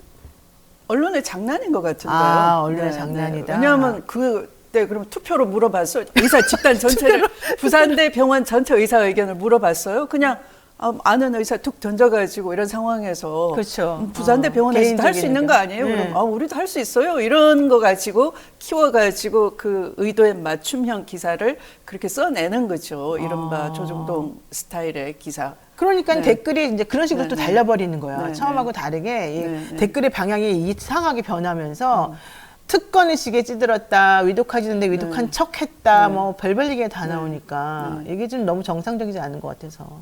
특권의식이 아니라 지금 그 수백 회 압수수색 당하고 국회에서 체포영장 청구까지 되고 법원까지 가서 빠져나온 사람이 그렇죠. 지금 무슨 특권을 누렸어요. 네네. 불쌍해 죽겠네. 그러니까 자꾸 이제 그런 식으로 갈라치기 하는 보도를 자꾸 내놓으면서 마치 전문가 의견인 것처럼 해가지고 내보내면서 여론을 호도하는 또 아주 의도가 있는 기사들이 잔뜩 나와서 제가 한번 여쭤봤고요. 네. 저는 부산대에서 할 수도 있었겠지만 일단 가족들이 다 서울에 있고 모든 기반이 서울에 있으니 당연히 자기가 활동하는 곳에 가서 할 수 있으면은 저는 그렇게 저 같아도 해달라고 했을 것 같거든요. 오히려 지금은 범죄의 동기, 배후가 있는지 그런 거 가지고 얘기를 해야 되는 이걸 거지. 더 문제 제기를 하는 게 네네. 정상적인 언론의 자세인 거죠. 그렇죠. 그런 가십으로 자꾸 끌고 갈 게 아니라. 네, 맞습니다. 어쨌든 그래서 그런 종류의 인터뷰도 좀 자제를 해주시고 또 그런 종류의 인터뷰가 나왔어도 그거는 원래 말했던 취지하고 다르기 때문에 여러분들께서도 조금 잘 해석을 다시 해주시면 좋겠다 이런 생각을 지금 하고 있습니다. 자, 한동훈 국민의힘 비상대책위원장이나 윤석열 대통령은 이번 사건에 대해서 처음에는 폭력 얘기하다가 이제 폭력이라는 말은 들어가고 민주주의를 향한 테러다 이런 얘기를 했습니다. 좀 태도가 달라진 겁니까, 두 분 다? 아니요, 그냥 그 태도가 달라졌다기보다 이재명 살인 미수 사건을 왜 민주주의에 대한 위기라고 하나요? 민주주의에 대한 위기는 검찰 독재 정권이 들어섰을 때부터 이미 있었던 건데 새삼 위기가 아니죠. 그렇죠, 그렇죠. 네. 그러면은 일부러 지금 이 사건을 네. 자기네들 입맛에 맞게 요리해서 네. 또 이 전국의 방향을 좀 끌고 나가려고 한다. 이미 뭐 김건희 특검에 대한 그 언론 그 이슈 보도량보다 훨씬 많아졌어요. 네, 네. 아. 이재명 살인 미수 사건으로 이렇게 덮으려는 언론의 의도. 그러니까 아까 문제 제기하신 것처럼 네. 가십성 기사, 부산대와 서울대병원 이관계 네. 이런 거가 훨씬 더 많죠. 그게 또 좀 그런 의미가 있군요. 그러니까 뭐 저 같은 사람도 그런가 이러는데 일반인이 보기에는 잘 모르면 특히 좀 또 잘못된 왜곡해서 또 생각할 수 있겠습니다. 총선이 100일도 남지 않은 상황에서 이재명 대표가 이런 사고를 당해서 결국 당무 복귀는 쉽지 않고요. 네. 뭐 병상에서 할 것이다 이런 얘기는 합니다만은 이렇게 되면은 당 입장에서도 조금 위기 상황이라고 볼 수 있습니까? 비상 상황이라고? 이미 지난번 그 체포영장 청구 때 많은 의원들이 또 그 찬성표를 던지고 해서 당이 한번 출렁거렸잖아요. 네. 그래서 이번은 오히려 당이 비온 뒤에 이렇게 더 단단해진다고 지난번에 그 요동으로 좀 훈련이 됐지 않나 네. 싶고요. 네. 그리고 원내대표나 뭐 최고위에서 잘 대처하지 않을까 생각하고 있습니다. 그러면 이제 사실은 이제 공천도 그렇고 이것저것 해야 될 일이 되게 많을 텐데 병상에서 이렇게 업무 보고 그런 거는 좀 불편합니까? 어떻게 됩니까? 면회도 사실 좀 쉽진 않을 것 같아요. 지금이야 뭐 당장이야 그렇지만 네. 이제 회복되는 속도에 따라서 뭐 가능하기도 할 것 같고요. 또 더불어민주당의 이 정당 시스템은 그 제가 당 대표 할 때부터 시스템 공천으로 시작을 해서 지금은 네. 상당히 그 시스템에 따라서 이제 가동이 되겠죠. 그러나 이제 뭐 전략 공천이나 이럴 때쯤이면 그때는 이 대표가 회복기에 있어서 충분히 당무를 지휘할 수 있지 않을까 생각합니다. 네, 그렇군요. 네. 자, 그런데 처음에 이제 그 사건이 터졌던 날 이낙연 전 대표 신당 창당 예고했다가 조금 주춤하셨고 그다음에 네. 비명계 모임인 원칙과 상식도 일단은 좀 활동을 잠정 중단 뭐 이런 네, 얘기를 네, 하셔가지고 저는 네. 오히려 네. 이게 전화위복으로 민주당이 다시 분열하지 않고 서로 통합하고 이런 방향으로 갈 수도 있겠다 이걸 계기로 생각을 또 조금 했는데 네. 사실은 어제 송영길 전 대표가 기소가 되고 또 병원에서 이제 제가 그 병원에 대한 뉴스를 자꾸 얘기하는 거는 병원에서 심각하지 않았다. 서울을 올라간 거는 일부러 부산에서 안 하고 올라간 거는 더 좀 뭐가 있는 것 같다. 이런 식으로 자꾸 얘기를 흘리면서 심각하지 않은 사람이 쇼했다라는 쪽으로 자꾸 생각하게 만들어 놓고는 그러니까 우리는 다시 분열의 정치를 하겠다. 그러면서 원칙과 상식에서도 우리 이제 앞으로 좀 활동하겠다. 이낙연 전 대표도 나 신당 창당 이름도 만들고 뭐뭐 좀 움직이겠다. 이런 움직임을 보인다는 거예요. 네네. 그래서 지금 그거가 조금 앞으로 그냥 이거 이렇게 대표가 다친 거는 다친 걸로 치부하고 네. 또 이번 상황을 이렇게 이용하려고 하는 건가? 이런 생각이 들더라고요. 그런데 그 사실은 민주당 지지층을 상대로 신당 창당을 하려고 한다면 이건 실패하는 거죠. 왜냐하면 반명이 지지자의 목표는 아니거든요. 지금 그렇죠. 검찰 파쇼, 검찰 독재 속에서 민주주의 위기를 보면서 정말 0.7% 차이가 이다지도 그렇죠. 심각한 거구나. 네, 그러면 0.7% 차이는 어디서 왔느냐? 당연히 이낙연 전 대표의 책임이 없다고 할 수는 없잖아요. 네. 또 그 밑에 있었던 사람들이, 보좌하는 분들이 네. 저쪽으로 넘어갔고 또 상당히 이직 중에는 그분들이 있다, 영향력이 있다. 그러니까요. 네, 이렇게 돼 있었고 또 사법 리스크라고 그 이낙연 대표는 자꾸 주장하지만 사법 리스크를 만든 사람은 또 이낙연 대표였단 말이에요. 네, 네. 네, 그분 밑에 있었던 분이 최근에 고백을 했죠. 네, 내가 제보를 남편은, 했다 이렇게. 예, 네. 그렇다면 이 반명을 목표로 하기보다는 검찰 독재가 노골화되는 데 있어서 힘을 합쳐서 싸우겠다 해야 될 때잖아요. 근데 그 지지층의 소망과 바람과는 어긋나는 방향으로 가기 때문에 이건 실패할 수밖에 없다 이렇게 생각해요. 그것 때문에 고민을 하지 않을까. 이재명 대표의 지금 이 살인미수 사건 때문에 고민하는 것보다는. 그러니까 그걸 언제 핑계 삼아. 네, 그렇죠? 네. 그걸 핑계 네, 삼아서 네, 이제 네. 마치 뭔가 좀 은전을 베푸는 듯이 혹은 자기가 좀 배려적인 행동을 네, 하는 네. 것처럼 해가지고 네. 결과적으로는 플러스 마이너스 계산 따져보니까 네. 이렇게 할 수밖에 없다. 네. 이제 이렇게 머리를 썼을 네. 거다. 잘못 가면은 이게 어용야당 되겠구나. 어용야당. 우리 역사에서 신군부 어용야당도 있었지만 네네. 네.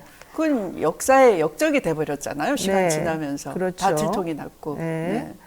그렇습니다. 네. 그러면 어쨌든 원칙과 상식이든 뭐 비명계든 이낙연 전 대표든 총뿌리를 겨누어야 될 것은 지금 민주주의 체제를 흐트러뜨리는 현재의 독재적인 상황에 대해서 가야 되는데 네. 그쪽으로 안 가고 자꾸 내부를 향해서 총질을 하니까 사람들로부터 지지를 못 받고 네, 네. 결과적으로 본인들이 생각해 보아도 이건 조금 까리까리하다.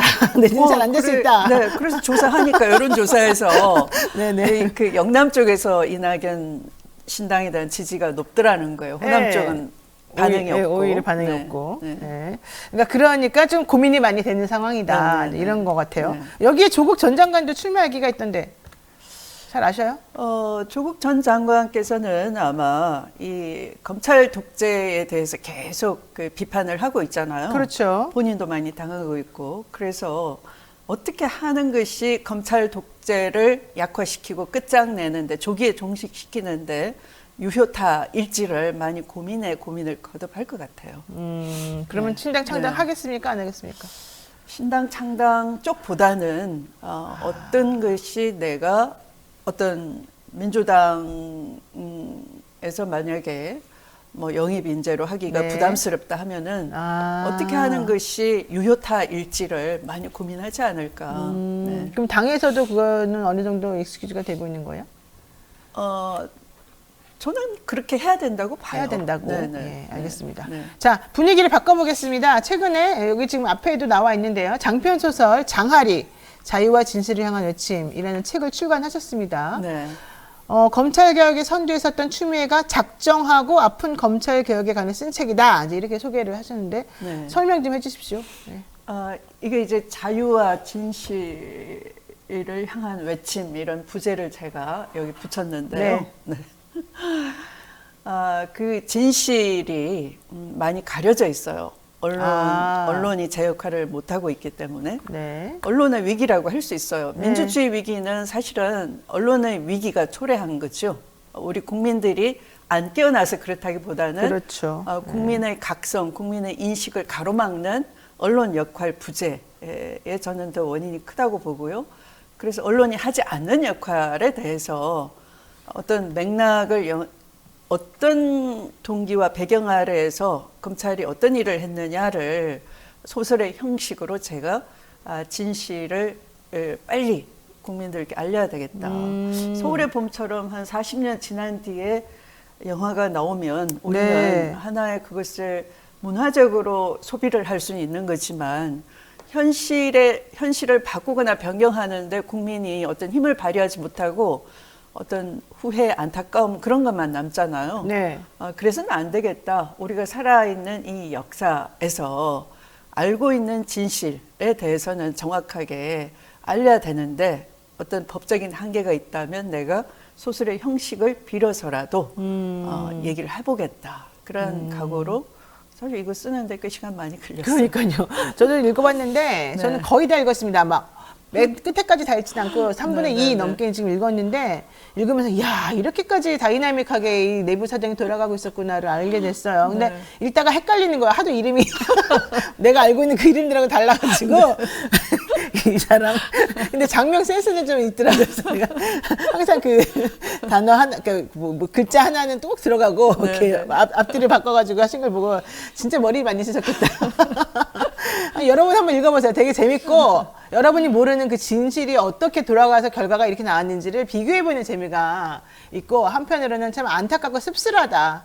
이거를 제대로 사람들에게 알려주지도 못하고 이렇게 이름 바꿔가면서 복잡스럽게 설명할 수밖에 없는 이 상황. 네, 이 장아리라고 하는 불쌍한 법무부 장관이 왜 저렇게 되었는가, 이걸 전부 다 알 수 있어서 저는 솔직히 좀 눈물이 났습니다. 왜냐면 너무 혼자 외로운 투쟁을 많이 하더라고요. 근데 자, 중요한 건 여기서 이겁니다. 검찰개혁에 대한 다양한 인물들과 입장들을 만나보면서 소설보다 더 소설스러운 현실을 이런 식으로밖에 담을 수 없는 이 아이러니. 네. 검찰개혁의 선두에 섰다가 결국 이렇게 몰매맞은 이 상황. 이 상황이 너의 문제가 아니라 나의 문제이고 우리의 문제다. 이걸 좀 인식해줬으면 좋겠다. 이제 이런 얘기입니다. 하여튼간 검찰개혁 관련된 얘기가 되게 많으니까 여러분 진실을 알고 싶은 분들은 꼭 사서 한번 읽어보시기 바라고요. 더 중요한 거는 현재 검찰개혁이 그럼에도 불구하고 실패했다. 네. 저는 솔직히 실패했다고 생각해요. 네. 그래서 오히려 실패하고 나니까 저항감만 더 키워놨다. 네. 그래서 더 과하게 이런 것 같다. 맞아요. 그래서 현재의 정권이 자꾸 우리가 보기에 비정상적으로 행동하는 거는 자기네들이 이렇게 안일하게 대처하면 안 된다고 깨닫고 뭔가 그냥 팍 더 욕을 강하게. 먹더라도 하려고 네. 하는 것 같단 말이죠. 네, 네. 자, 그렇다면 앞으로 이것도 반대급부적으로 어떻게 해야 되겠습니까? 이것이 이제 검찰의 그 실패라는 것은 저는 네. 인사 실패가 가장 컸다라고 생각하고요. 국회가 뭐 주저주저 하면서 검사 탄핵을 망설이고 마치 그 탄핵 전문당 되는 거 아니냐 이런 걱정을 하는데요. 네. 탄핵이라는 건 헌법에서 보장된 제도이고 국회의 소임이에요. 그렇죠. 마땅히 네. 해야 될 네. 책무, 의무죠, 의무라고요. 의무. 네. 네네. 그래서 법을 위반하고 헌법 질서를 교란시키는 검찰에 대해서는 앞으로도 지속적으로 감시하고 근거가 있으면 즉시 네. 탄핵을 가동을 해야 된다 이렇게 생각하고요. 이번에 그 미국에서 그 엊그저께 앱스타인 네. 성추행범에 대해서 그 협조자에 대해서 공범에 대해서 그 실형 그 재판을 하면서 판결문을 공개를 했는데요. 네. 거기에 아주 유명한 분들이 등장을 하지 않습니까? 실명 그대로. 네, 그대로 나오더라고요. 그래서 저는 판결문 공개, 수사 기록 공개가 굉장히 중요하다. 그래서 형사사법 절차에 있어서 적법 절차를 그냥 말로만 강조할 것이 아니라 적법 절차를 안 지키고 수사권을 남용하고 기소권을 남용했으면 이 수사 기록이 국민에게 공개가 돼서 그렇죠. 이후에도 계속 법의 심판을 받을 수밖에 없다라는 것을 제도화해야 된다. 그걸 민주당이 입법화해야 된다라고 네. 생각을 해요. 그러려면 또 네. 민주당이 많이 뽑혀야 되겠군요. 의석수가 많아야 되니까. 또 하나 네. 꼭 장관님하고 말해야 될 게 있는데요. 과거에 법무부 장관 하실 때 윤석열 당시 검찰총장에 대한 징계를 했단 말이죠. 네네. 징계 수위라던가 뭐 이런 것들은 관여한 바가 전혀 없으시고 이제 네, 위원회에서 네, 다 네. 했는데 네. 결과론적으로 그 과정이 절차적으로 좀 맞지 않다 그러면서 1심에서는 징계가 옳았다고 했다가 2심에서 뒤집어졌어요. 네. 뭐 예상했던 바처럼 법무부에서는 너무 기뻐하면서 제가 보기에 기뻐한다는 건 제 생각입니다만 네. 너무 기뻐하면서 상고도 안 하고 네. 패소할 결심을 아주 완벽하게 구현을 시켰는데 이거 어떻게 보십니까? 말이 안 되는 거죠. 말이 안 된다. 네, 우선 사법을 형해화시키고 장난을 친 거예요. 그래서 그렇죠. 말씀하신 것처럼 패소할 결심을 스스로 증명했다. 상고도 안 하고 네, 끝냈더라고요. 네, 네, 네. 네. 그리고 상고하지 않은 것은 공익 수호를 포기한 거예요. 그러니까 그 법무부 장관 한동훈과 윤석열 검찰총장의 범죄 감추기를 한 것이다. 이렇게 저는 봅니다. 그런데 네. 이것은 징계 절차에 있어서 위법했다라고 항소심이 판단을 한 것을 법무부가 받아들였잖아요. 기뻐할 일이 하나도 없어요. 왜냐하면 대통령 임기가 끝나는 즉시 사인으로 돌아갔을 때는 그것이 그대로 소추가 될 것이고 네. 처벌 대상은 남아 있는 거예요. 사법 세탁을 못 한 거예요. 네. 왜냐하면 절차적인 것만 건드리고 네, 내용에 네. 대해서는 제대로 네, 네. 판단 안 했고 네, 네, 네. 대통령 재직 중에는 이게 정지가 네. 되니까 네. 할 수 있구나. 네, 예. 그리고 그 뒤집은 판사를 이번에 어제 보니까 네. 대법관 후보 추천 명단에 들어가 있어요. 메간 매직이에요. 어머, 완전히. 진짜요? 네. 오. 네. 이거 되게 심각한 문제인데요. 아는 사람은 다 아는 심각한 문제인데. 와, 그런 게 어쨌든 지금은 잠시 우리가 이 상황에 대해서 어쩔 수 없지만 기다려라. 기다려라. 알겠습니다. 자, 어쨌든 개혁을 하려고 했던 대상인 검찰이 지금 현재 우리가 정말 상상할 수 없을 정도로 여기저기 힘을 지금 발휘하고 있고 여기에 언론이 부역하고 있는 게 사실은 정말 좀 답답합니다. 검찰공화국이라는 말을 들어도 이제는 뭐 아무도 당연히 부정할 수도 없고 뭐 너무 당연한 것처럼 들리는 현실도 사실은 싫습니다. 이런 상황이기 때문에 우리 추 전 장관도 결국은 출마를 해서 내가 다시 본진에 들어가서 내 할 말을 하고 내 할 일을 해야 되겠다라고 생각하실 것 같아요. 그리고 그런 생각 안 하더라도 주변에서는 그러라고 할 것 같아요. 자, 뭐 어디 구체적인 지역이나 향후 계획 같은 거 좀. 당의 그 민주당의 판단에 따라야 되겠죠. 네. 전략도 있을 것 같고 또 여당의 그 움직임도 봐야 되는 것이고요. 말씀하신 것처럼 이 검찰 파쇼에 대해서 민주당이 그동안 좌고우면도 많이 했고 또 그 제대로 싸우지 못했다 하는 국민적 비판도 있기 때문에 정치 효능감을 유감없이 발휘해야 되는 분들이 많이 들어와야 되고 그래서 당도 혁신 공천에 집중을 해야 되고요. 또 그걸 진두지휘할 수 있는 정치적 리더십도 네. 확보를 해야 되기 때문에 그런 역할을 해야 되지 않을까 생각합니다. 그럼 지금 일각에서 여론조사도 사실 나오긴 했더라고요. 이재명 대표가 그냥 대표직을 내놓고서 비대위로 가서 이 비명계 의원들이 주장하는 것처럼 해야 된다 이렇게 보는 사람들도 40% 정도 된다고 나오고 물론 네. 그거보다는 더 많긴 하지만 그게 중요한 게 아니다. 그렇게 하면 안 된다. 그리고 현재 있는 체제에서 대표가 당을 잘 이끌어야 된다. 이렇게 의견 내는 사람들도 많고 좀 약간 그래도 차이는 좀 있지만 팽팽한 의견들이 좀 있거든요. 그 네. 부분은 어떻게 해야 된다고 보세요? 그 자체가 사실은 오염된 그러니까 가스라이팅 당한 거예요. 끊임없이 사법 리스크 그렇군요. 있다라고 해놓고서 그러면 그 말이 나오는 자체가 선거 앞두고 부담이 되는 거 아니냐. 그러니까 잠시 퇴장하는 게 맞다. 이렇게 돼버린 거죠. 그러네요. 오히려 지금은 이 국민적 분노를 집중시켜서 대통령이 걸핏하면 거부권 행사하잖아요. 네. 아무리 좋은 제도 만들어도 네. 거부권 행사하니까 그렇죠. 200석을 넘겨야 되는 거죠. 당연히. 그래야 이 검찰 독재, 민주주의 위기를 정상적으로 복귀시킬 수 있는 것이고요. 오히려 그 국민적 호소에 민주당이 더 집중해야 된다 생각해요. 민주당을 믿습니까? 믿어야죠. 믿어야죠. 믿어야 됩니다. 네네. 믿어야 됩니까? 믿어야 됩니다. 믿어야죠. 알겠습니다. 오늘 여기까지 해야 될 것 같습니다. 네, 추미애 전 법무부 장관과 함께했고요. 민주당이 200석 넘겨야 된다. 이 마지막 일성이 귀에 자꾸 남네요. 오늘 말씀 고맙습니다. 네. 혹시 마지막으로 하실 말씀 있으실까요? 지금 그 사실은 에너지가 양쪽이 굉장히 딱 맞붙어 있지 않습니까? 위기를 타개하려는 그런 국민적 에너지가 더 높아져야 되는 겁니다. 그런데 이 검찰 세력들이 입법, 사법, 행정을 다 장악을 하려고 하고 있고 그렇게 될 때는 검찰 독재 국가가 완성이 돼버리는 것이요.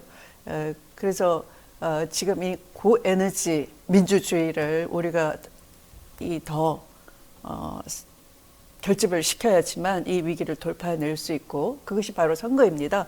선거라는 건 국민 한 표 한 표는 약해 보이지만 국민이 어떤 방향으로 결심하면은 연대할 수 있는 절호의 기회인 거죠. 네. 그 절호의 기회를 우리가 놓치지 않았으면 좋겠습니다. 네, 고맙습니다. 오늘 말씀 고맙습니다. 감사합니다. 김종대 전 의원의 최강 디펜스 코너 시작해 보겠습니다. 새해에 특별히 세운 목표가 있으실까요? 네, 아무래도 올해는 이제 특검 연대의 힘으로 총선을 돌파하는 그렇죠. 네, 새로운 야권의 이 모처럼 부활한 완벽한 공조. 네. 그 야권의 표가 한 표도 이탈하지 않고 특검을 성사시켜낸 이 특검 연대야말로 제2의 탄핵 연대다. 이 특검에서의 보여준 강철 공조가 네. 정치를 결국은 바꿨다.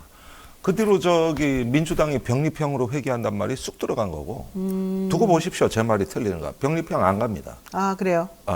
전 100% 근데 확신합니다. 민주당이 병립형으로 가려고 했던 게 아니라 국민의힘이 하도 그러니까 우린 약속을 지키고 싶으나 어떻게 될지 모르겠다. 이 정도 아니었어요? 아니 그럼에도 불구하고 회귀하는 거예요. 그럼에도 불구하고. 예. 이런 게 다 특검에서 보여진 하나의 연대의 힘이 맞아요. 이게 정치를 바꾸는구나. 그래서 이 특검 연대는 4월 총선 이후에 80%의 다수파 연합으로 바뀝니다. 아, 좋네요. 오히려. 그러니까 그때 저기 국민의힘에서 대량의 이탈자들이 나온단 말이에요. 그러니까 아마도 김건희 특검은 총선 전에 재의결을 시도할지 몰라도 네. 그 공천에서 떨어진 국민의힘 의원이라든가 소신 있는 의원들은 이제 그때 모처럼 소신 투표할 수 있는 시기가 온 거고, 그 다음에 최수근 특검이 기다리고 있어요. 그게 4월에 상정이 되거든요. 그렇죠. 그런데 이건 윤 대통령 특검입니다. 그렇죠. 사실은 윤 대통령이 영향력을 행사해서 예. 그 진실을 덮고 음. 하려고 했던 거잖아요. 말하자면 우리가 그렇죠. 알기로는. 그런데 최수근 상병 특검은 총선 이후와 5월 말 사이에 의결이 될 걸로 예상이 되거든요. 이때 보라고. 이 표심이, 의원들 표심이 어디로 가겠냐고. 그러네. 거기서 출마조차 못한 의원들이 숱하게 앉아서 이거 표결하는 거거든요. 공천에서 잘린 의원들. 국회의원 회기가 언제 시작하는데요? 5월 31일입니다. 그러니까 4월 10일에 총선이 있어도 5월 달부터 새로운 회기가 시작되는 중간까지는 기존의 국회의원들이 의석을 차지하고 앉아 있을 그렇죠. 거잖아요. 예. 그러면은 거기서 이제 떨어진 사람들이라던가 공천을 못 받았던 사람들이라던가 또 양심적인 양심적인 사람들이라던가 예. 이 나라를 사랑하는 사람들이라던가 예. 그런 사람들이 어떤 식으로 투표 행위를 할지 보면 알 수 있겠군요. 아니, 그럼요. 그러니까 부부 특검이거든요, 이게. 그렇죠. 하나는 김건희 남편 특검, 특검, 하나는 부인 특검. 윤석열 특검. 그게 4, 5월에 집중이 되는 거예요. 그러면 보십시오. 이때 이탈표가 나오면 과거에 우리가 박근혜 대통령 탄핵할 때 60표가 넘어왔습니다. 그렇죠. 그래서 저쪽에서 243표, 즉 80%의 찬성으로 갔거든요. 지금 이 시나리오는 이번에 특검이 거부권을 행사해도 어떻게 국회 상황이 어떻게 될지 모르겠습니다만 4월까지 이어지는 전국은 그 특검 연대가 성사되느냐 안 되느냐. 그러면서 이제 국민의힘도 거기에 일부가 동참하는. 이렇게 되면 정권 끝나는 거예요. 그러면 끝나는 거예요. 이건 바로 탄핵 연대로 진화합니다. 일단 정의당하고 민주당은 특검을 통해서 연대를 확실히 했고 이탈표도 없었었고 네. 잘 됐습니다. 네. 자, 그러면 이제 앞으로 남은 거는 대통령이 특검에 대한 거부권을 행사하는 거는 뭐 기정사실화되어 있으니 그 이후에 무기명 투표를 통해 가지고 200석을 넘기냐 마느냐 이제 이 문제인 거잖아요. 그것도 가능해집니다. 그러니까 그게 가능해진다는 거죠. 예, 가능해지는 거죠. 이게 현재 민주당하고 정의당과 다른 당들이 합쳐가지고 힘을 보여주니 예. 사실 지금 말씀하는 것과 같이 된다. 이거 해야 된다. 아니, 된다니까. 그러니까 저기 보세요. 지금 이준석 신당 생기고 있잖아요. 그렇죠. 특검에 더 적극적입니다. 응. 그 사람들은 천하람 그 위원장 언론 인터뷰하는 거 보세요. 묻지도 않는데 사회자가 저 특검 강력히 찬성입니다. 아예 더 치고 나옵니다. 네. 그러면은 이제 국민의힘이 유독 이 특검권으로 고립되는 건데 그 안에서 이탈표가 조금만 나와도 사실은 한 19표만 나와도 그렇죠. 재의결이에요. 200표 나와요. 그렇죠. 네. 지금 이런 상황이에요. 그러니까 이런 면에서 이제 대통령이 즉각 거부권을 행사한다는 거 아니야? 내일 아침 9시인가? 오늘인가? 9시에 국무회의 열어가지고 네. 즉각 망하는 길이거든 그게. 숙고라도 안 하는 모습을 숙고라도 좀 하면은 그래도 고뇌를 하고 있구나 이러는데 이건 뭐 완전히 그냥 면전에서 그냥 문전박대해서 그냥 아주 개소리 취급하겠다는 얘기인데 그럴 때 국민들이 모멸감을 느끼죠. 그다음에 정말 이래도 되나? 이런 어떤 그 회의감이 국민의힘에서 퍼질 가능성이 높아요. 그리고 한동훈 비대위원장이 이제 공천 칼질이 시작돼요. 네. 공천 그것도 자기가 직접 한다는 거 아닙니까? 한동훈 위원장이. 나는 당대표나 하는 줄 알았더니 그게 아니더라고. 직접 하겠다는 거예요. 그렇게 되는 순간은 네. 이게 한국 정체가 분수령해가 이제 도달하는 겁니다. 그래서 이제 드디어 박근혜 탄핵 이후에 한 7년 만에 네. 다시 한번 한국의 다수파 연합, 이제 합리적 보수를 개혁 진보가 이끌어가는 네. 이 다수파 연합이 다시 출연하는 거거든요. 그러네요. 이게 마지막으로 깨진 때가 그 2020년 위성정당 창당 때였어요. 이때 모든 연합이란 연합은 다 깨진 겁니다. 그렇죠. 예. 그게 마지막 깨진 건데 그 이후로 처음 있는 일이에요. 그리고 민주당이 병립형 회기를 안 합니다. 네. 이 시나리오를 보세요. 이러면은 자 지금 뭐 민주당이 총선을 치른다 어쩐다 이렇게 생각하지 마시고 특검 연대가 이 총선을 이끌어간다.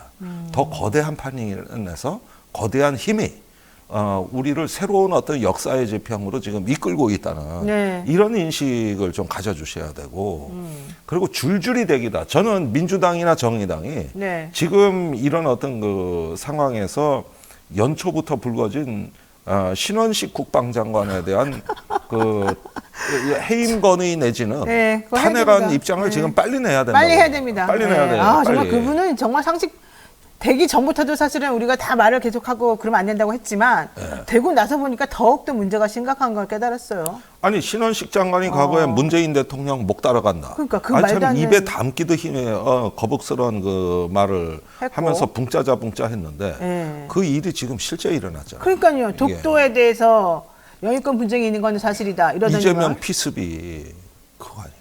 아, 그래요. 그렇잖아요. 아, 그 선동한 선동한 대로 가고 거예요? 있잖아 지금. 아니 직접 시키지 않았지. 그지만은 선동하는 대로 가고 있잖아요 지금. 그러니까 신현식 장관이 예전에 네. 그 무슨 연단 전강훈 씨였나 무슨 네, 정광훈 집회였습니다. 그 집회 네. 올라가가지고 연단에서 붕짜다 붕짜 이거 하면서 네, 내가 그때 문재인 했단 대통령 말이에요. 목 따라간다 그랬었었는데 그래서 우리가 정말 이상하다 이 사람 큰일 날 사람이다 이랬는데 결국 그게 당시 야당 대표나 뭐 여당 대표다 어쨌든 본인들하고 맞지 않는 대표에 대한 거였다면 이번에 이재명 대표에 대해서 목을 그게 겨눠서 테러 하는데 선동이지 그래. 아니 그때 뭐 그거다. 저기 그리고 저기 뭐냐 이번에 그 주범 김모라는 주범이 그 태극기 네, 집회도 네. 자주 갔다는데. 그러니까 그 집회에 되게 많이 참석했었대요. 그리고 민주당에 들어온 거는 동선 확인하려는 목적이었대요. 네. 그러니까 이걸 보세요. 이게 지금 미국하고 우리 정치가 비슷해져 가는 건데, 자, 이걸 보시라면, 내가 이걸 몇 번 어디서 가서도 얘기를 하는데, 2021년 2월에 미 하원에 폭도들이 난입한 일이 있습니다. 트럼프가 그때 뭐 그때 트럼프가 행동하라 그런 직후에 벌어진 일이에요. 그때 모든 미국 언론이 뭐라고 썼느냐. 분노한 백인 노동자들이 쳐들어왔다예요. 그 지금 우리도 그렇게 알고 있어요.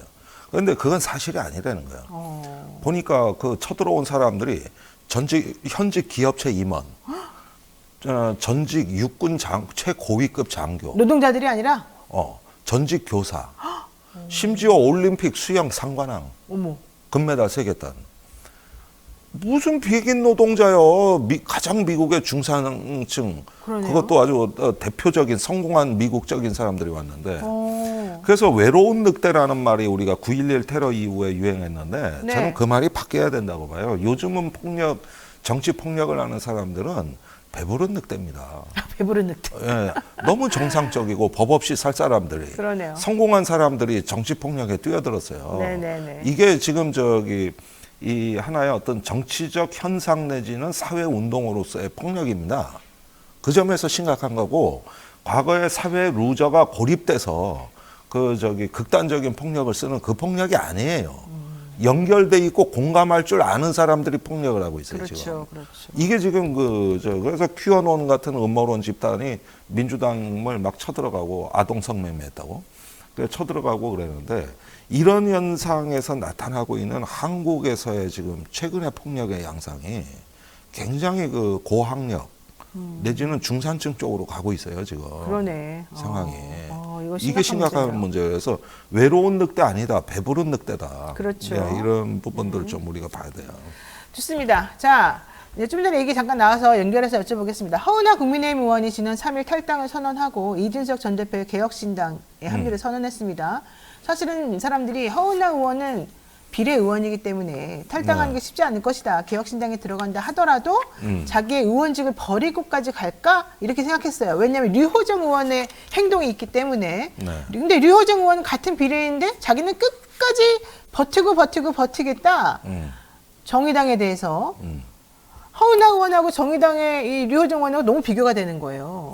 그러니까 어떻게 이걸 보십니까? 보세요. 유호정 의원이 버티는 배경에 그러면 새로운 선택에서는 이걸 좋아하느냐는 거예요.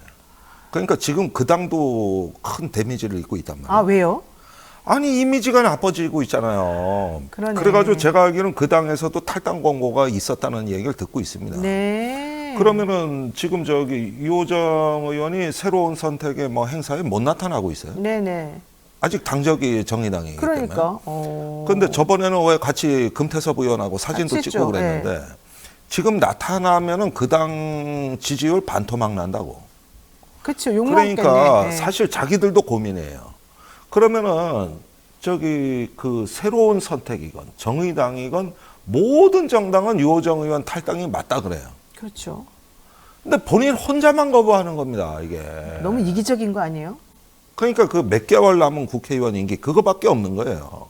그거 말고 다른 이유는 성립할 수가 없는 거라. 왜 그러는 거야, 본인? 이거는 나중에 새로운 선택에도 큰 누가 될 건데. 그렇죠. 아, 얘기했잖아요. 몇 개월 의원직 유지. 그러니까 그게 무슨 이거밖에 의미가 이유가 있냐고요? 없는 거야. 그게 뭐 특별히 의미가 있어요? 아니 저기 뭐냐 그것도 기득권입니다. 아. 그것도 기득권이에요. 그러니까 세상 참 무서워졌어요 이게. 그런데 이제 그 이런 부분 때문에 황은하 의원은 더 멋있네. 결단력이 때 탈당을 했다고 봐야 돼요. 그러네. 자칫하다가 청년 정치가 류호정 류로 엮일 수가 있거든. 그래서 차별화 전략이라고 저는 보는 것이고. 네. 그런 면에서 지금 그 저기 오히려 신당 쪽은 이런 면에서 상승세인데 새로운 선택은 지금 어떤 존재감도 보여주질 못합니다. 그렇죠. 그런 면에서는 그 유호정 효과가 있다. 이 점은 분명히 이야기를 해야 됩니다. 근데 류호정 의원도 알 텐데 본인의 행동이 옳지 않고 오히려 이게 마이너스가 됐고 여기저기 다 부담만 주고 있다는 걸 알 텐데도 그러네요. 모릅니다. 몰라요? 몰라요? 아니, 저 모를 수가 있어요? 방송 나와서 얘기하는 거 보세요. 옛날에도 이랬다는 거 아니에요. 왜 나 혼자한테만 이러냐 이거. 그러니까 저 그 말 듣고 깜짝 아니 놀랐어요. 이런 비판받는 걸 차별이라고 인식하고 있어요. 그거 본인은 모른다는 이해가 안 거 아니라 완전히 세상을 달리 해석한다니까요. 우리 상식하고는 달라요. 네, 좋습니다. 자, 하나만 여쭤보겠습니다. 이번에 지금 한동훈 위원장 행보 대전 현충원 찾아갔을 때 최상병 생일이었으니 참배 좀 해달라 그랬는데 그거 무시하고 갔고 광주 찾았는데 경호원에 둘러싸여가지고 한번 그 사진 있죠. 막 빨간색 마스크 쓴 경호원들하고 에스컬레이터 타면서 경호 과잉 경호 논란 나옵니다. 엄청나게 몇백 명이 지금 둘러싸가지고 움직이는 모습을 자꾸 봤거든요. 물론 이재명 대표 피습당했기 때문에 경호가 강화될 수밖에 없는 건 하지만 본인이 대통령도 아닌데 너무 심한 거 아닙니까? 저 모습은 좀 너무 이런데요. 그러니까 그 너무너무 이런데요. 저기, 정말 제가 말을 못하겠네요. 예, 저도 뭐 대선 후보 여러 번 수행해봤고 그럴 때마다 경찰에서 근접 경호하는 거 우리가 한 팀이 돼서 많이 그래서 정말 그렇죠. 고생하는 하죠. 사람들. 예. 근데 저렇게 경찰 다 써붙이고 저렇게 요란스럽게 경호하는 거는 없어요. 그러니까 대부분 이제 검은 양복 입고 귀에 이어폰 꽂고 이러면서 전문성 있게 경호를 해요. 대통령도 그렇게 하는 거예요. 예. 근데 저기에다가 경찰 이렇게 해가지고 뭐 폴리스 잠바 입고 저렇게 뭐 거의 방탄조끼까지 입은 것 같아 꼭 보니까. 그래도 동료 시민이라고 하던데 한동훈 장관은 동료 아니, 시민을 그러니까. 너무 잠재적 범죄자로 취급하는 거 아니 아니에요? 저거는 일종의 어떤 과시욕이지 경호는 저렇게 하는 게 아닙니다. 저렇게 하는 게 아니에요. 저거는 저기 보니까 한 장관도 뭐 경찰을 모르는 사람도 아닌데 광주 시민이 두려운 겁니다. 왜요? 아니 이재명 대표 때문에 화가 났을 거다 광주 시민들이. 근데 하필이면 내가 이 날짜에 여기 가니까 보고 받고 싶은 거고. 그러니까 원칙 없는 경호를 받은 것이죠. 그거지. 아니 누가 저렇게 경찰 5만 군데 써붙이고 경호합니까? 그래 요인 경호라는 걸 저렇게 합니까? 한동훈 위원장이 말과는 다르게 좀 겁이 있나요? 겁쟁이 아닌가요? 좀 겁이 많은 것 같은데? 아니 뭐 모르죠 뭐 그거야. 그런데 일단은 민낯은 곧 드러나게 돼 있고 인간의 도량이라는 것은 이제 저런 어떤 판에서 다 드러나게 돼 있어요. 국민들 네. 다 보고 있습니다. 맞습니다. 그런 거 다 안내를 해드리고 보여드리는 게 달마대사 역할 아닙니까? 알겠습니다. 자, 마지막으로 이재명 대표의 피습 사건, 이 살인 미수 사건 간단히 한번 여쭤보겠습니다. 이 대표를 공격했던 피의자 김 씨가 오랫동안 극우적인 행동을 했고 이쪽에 당적을 가지고 있다가 이번에 1년 전 정도에 이재명 대표의 동선을 확인하기 위해서 민주당에 가입한 정황이 드러났습니다. 그러니까 이제 뭐예요 이게 도대체가? 네. 그러니까 이런 부분이 바로 이제 세 가지 특징, 그 대담 못사망, 두 번째 장기간에 걸친 의도성, 계획성. 네. 대부분 이런 살인 기도범도 검거되면 살인 의도는 없었다고 말하는데 있었다고 뻔뻔하게 이러는 거. 네. 그다음에 지극히 평범한 사람이라는 거. 전직 그렇죠. 공무원에다 전과 없고. 그러니까 이 세 가지 요소를 좀 눈여겨 보셔야 된다. 정치 테러는 진화하고 있다. 옛날하고 다르다. 아 그래요? 예, 그래서 이제 점점 고학력 중상층으로 올라가고 있고, 그 다음에 이제 한나 아렌트가 말한 악의 평범성이 이제 우리 사회의 가장 중간 계층을 흔들어 놓는 식으로. 그러니까 이게 증오범죄, 증오의 확산이거든요. 네. 예, 그걸 정치가 지금까지 구판을 만들어 온 거예요. 그런데 이런 어떤 증오의 정치가 지금 점점 더 진화하고 있다는 거. 그리고 이걸 또 제가 이런 용어가 있어요. 이제 전쟁을 연구하는 제 입장에서 제 5세대 전쟁론이라는 데서 나오는 건데, 트랜스, 휴먼. 그러니까 이게 초강력 개인으로 번역되거든요. 한 개인이 국가와 정치와 사회를 흔들어 놓을 수 있는 힘이 너무 강해졌다. 네. 인터넷과 미디어와 그다음에 SNS와 정보를 통해 가지고 한 명도 얼마든지 큰 이런 범죄를 기획할 수 있는 세상. 그러네요. 네. 이게 이제 정보통신의 발달 네. 이런 것까지 해서 그 초강력 개인의 등장이거든요. 네. 미국에서는 그게 탄저균 테러로 나타났어요. 탄저균 테러. 네. 그렇죠. 그 편지 봉투에 담아서. 그렇죠. 그 한 명이 미국 의회를 다 초토화시켜놨죠. 그렇죠. 이런 것들 이제 사이버라든가 또 이런 계획성에 있어가지고 단독성 이런 것들이 진화하고 있습니다. 계속 진화하고 있는 거예요. 네. 여기에 증오의 씨앗을 정치가 뿌려대잖아요. 그러면은 불꽃이 있는 곳에 휘발유 뿌려대는 격이거든. 앞으로 정치가 네. 엄청나게 비극의 모든 원천이자 출발점이라는 거. 이걸 분명히 해야 됩니다. 이게 지금부터. 알겠습니다. 네. 시간 관계상 오늘 김종대 전 의원과 얘기는 여기까지 듣겠습니다. 얘기를 듣다 보면 너무 시간이 항상 빨리 가가지고 다음에 제가 좀 더 하겠습니다. 알겠습니다. 네. 오늘 말씀 고맙습니다. 감사합니다.